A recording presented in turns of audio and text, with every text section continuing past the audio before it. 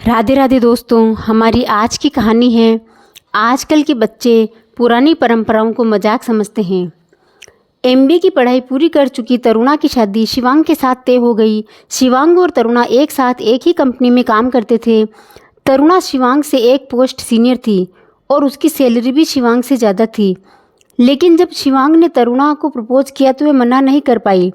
देखने में हैंडसम और स्वभाव से हंसमुख और मिलनसार शिवांग उसे बहुत अच्छा लगता था।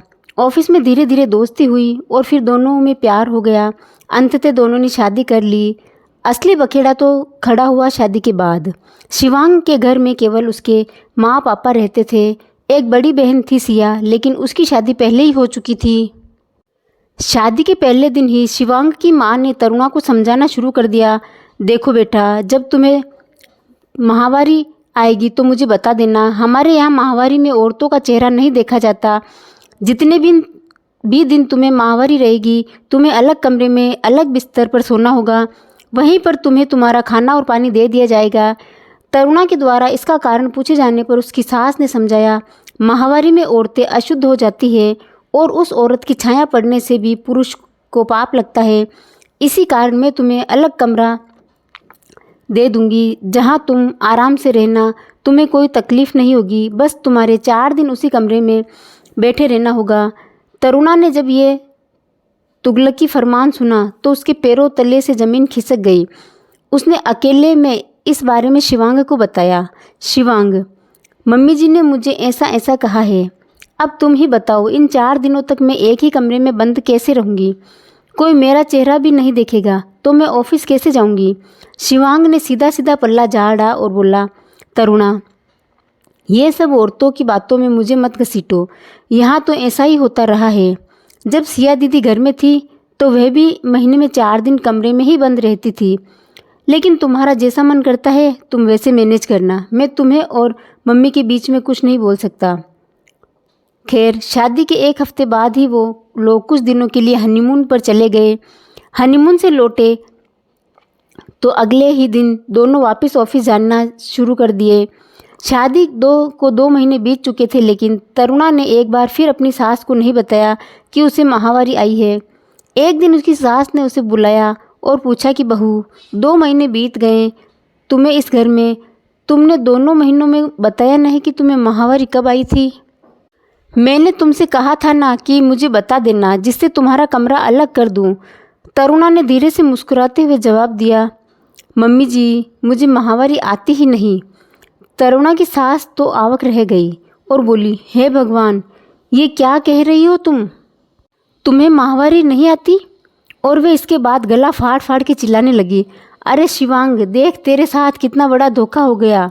बांझ औरत तेरे गले बांध दी गई। शिवांग शोर सुनकर कमरे में पहुंचा और पूछा, क्या हो गया माँ, क्यों चिल्ला रही हो?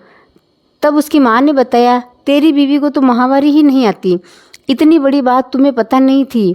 ऐसी लड़की से शादी कर ली। शिवांग ने प्रश्नवाचक दृष्टि से तरुणा की तरफ देखा। तरुणा ने अपनी सास से पूछा, क्या हुआ मम्मी जी? माहवारी तो गंदी चीज़ होती है, उसके होने से औरत अशुद्ध हो जाती है। तो ये तो अच्छी बात है ना कि मुझे माहवारी आती ही नहीं। मैं एकदम शुद्ध हूँ। मुझसे ज़्यादा शुद्ध लड़की आपको और कहाँ मिलेगी? तरुणा की सास बोली, अरे मूर्ख औरत, माहवारी ना होने से औरत बच्चे पैदा नहीं कर सकती। तभी तो मैं कहूँ, अपने से छोटी पोस्ट वाले लड़के से तूने शादी कैसे कर ली?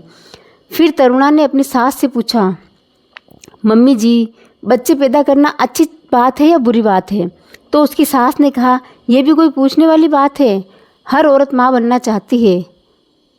तो फिर तरुणा ने पूछा, अगर माहवारी बच्चे पैदा करने में मदद करती है तो उसके होने से औरत अशुद्ध कैसे हो गई?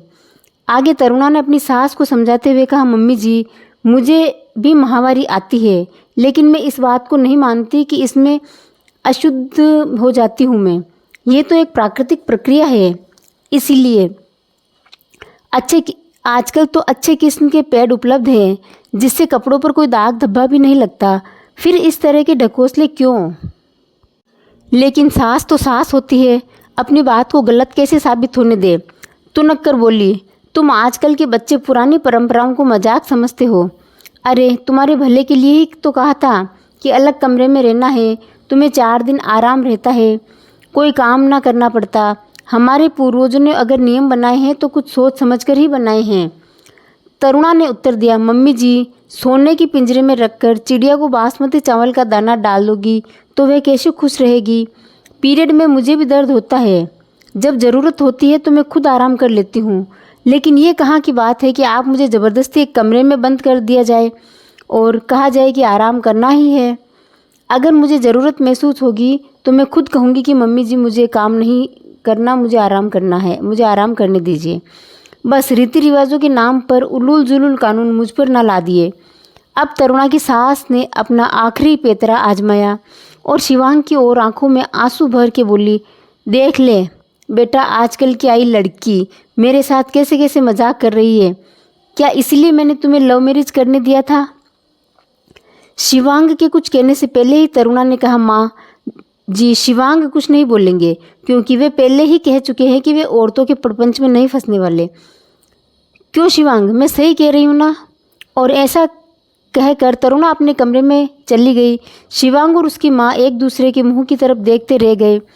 तो दोस्तों, आपको ये कहानी कैसी लगी कमेंट बॉक्स में बताएं और इस चैनल को लाइक शेयर और सब्सक्राइब ज़रूर करें। धन्यवाद।